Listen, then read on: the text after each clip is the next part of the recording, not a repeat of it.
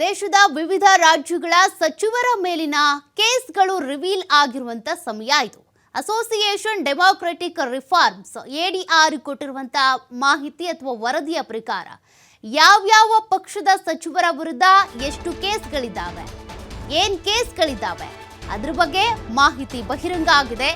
ಕೇಂದ್ರ ರಾಜ್ಯ ಸಚಿವರ ಮೇಲಿರುವಂತ ಕ್ರಿಮಿನಲ್ ಕೇಸ್ನ ವಿವರವನ್ನ ಬಿಡುಗಡೆ ಮಾಡಲಾಗಿದೆ.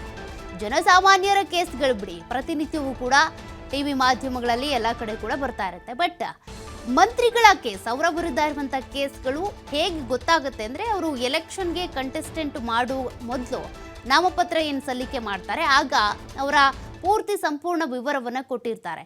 ಎಷ್ಟು ಆಸ್ತಿ ಮಾಡಿದ್ದಾರೆ, ಎಷ್ಟು ಕೇಸ್ಗಳು ಅವರ ವಿರುದ್ಧ ದಾಖಲಾಗಿದೆ, ಎಲ್ಲಿ ಏನು ಕೇಸಸ್ಸು ಅಂತ. ಆ ಮಾಹಿತಿಯನ್ನೇ ಆಧಾರವಾಗಿಟ್ಕೊಂಡು ಎಡಿಆರ್ ಕೊಟ್ಟಿರುವಂಥ ವರದಿ ಇದು. 47% ಸಚಿವರ ಮೇಲಿವೆ ಗಂಭೀರ ಕ್ರಿಮಿನಲ್ ಕೇಸ್ಗಳು. 47% ಸಚಿವರ ಮೇಲಿವೆ ಕೊಲೆ, ಸುಲಿಗೆ, ಮಹಿಳೆಯರ ಮೇಲೆ ದೌರ್ಜನ್ಯ ಆರೋಪ ಕೇಸ್ಗಳು ಕೂಡ ದಾಖಲಾಗಿವೆ. ಒಟ್ಟು 27 ರಾಜ್ಯ, 3 ಕೇಂದ್ರಾಡಳಿತ ಪ್ರದೇಶಗಳನ್ನು ಒಳಗೊಂಡ ಸರ್ವೆಯ ರಿಪೋರ್ಟ್ ಇದು.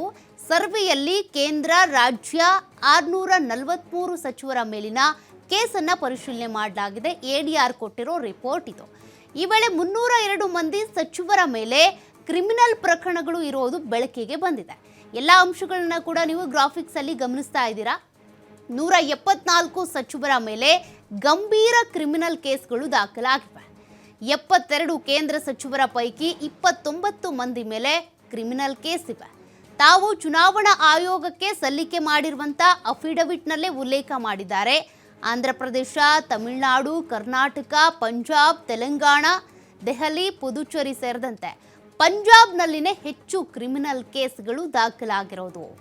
60% ಸಚಿವರ ಮೇಲೆ ಕ್ರಿಮಿನಲ್ ಕೇಸ್ಗಳೇ ದಾಖಲಾಗಿವೆ.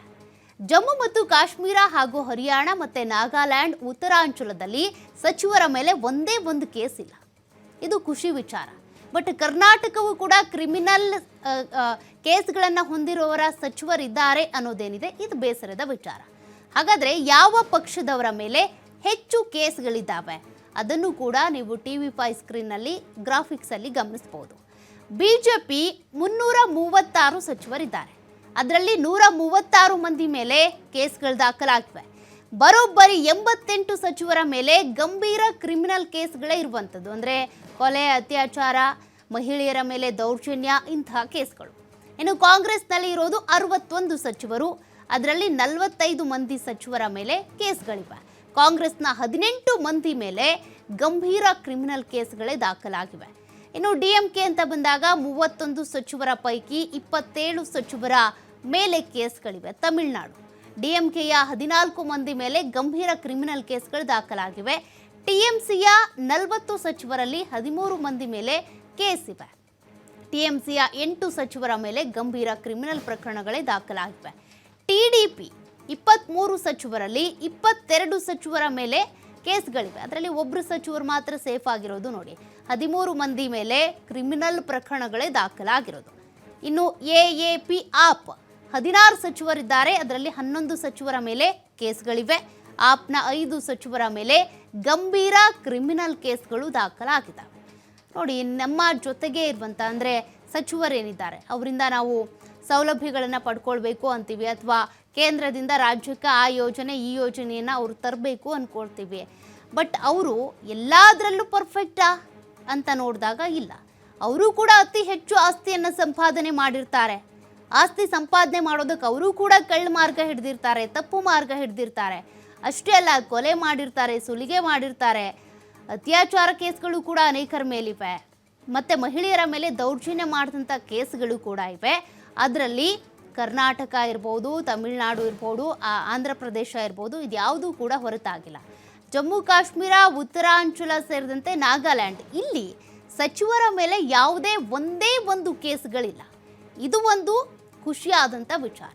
ಬಟ್ ಕರ್ನಾಟಕದಲ್ಲಿ ಇರೋದು BJP, JDS, ಕಾಂಗ್ರೆಸ್.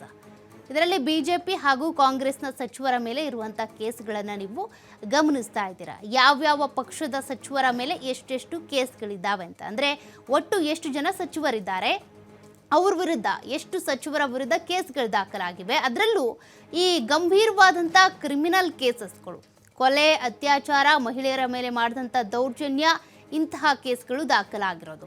ಇನ್ನೂ ಕೆಲವೊಂದು ವಿಚಾರಣೆ ನಡೀತಾನೆ ಇದ್ದಾವೆ. ಕೆಲವೊಂದು ಕೇಸ್ಗಳು ಕ್ಲೋಸ್ ಆಗಿದ್ದಾವೆ, ವಿಚಾರಣೆ ನಡೆದು ಅವರಿಗೆ ಜೈಲ್ಗೆ ಹೋಗಿ ಬಂದಿರ್ತಾರೆ.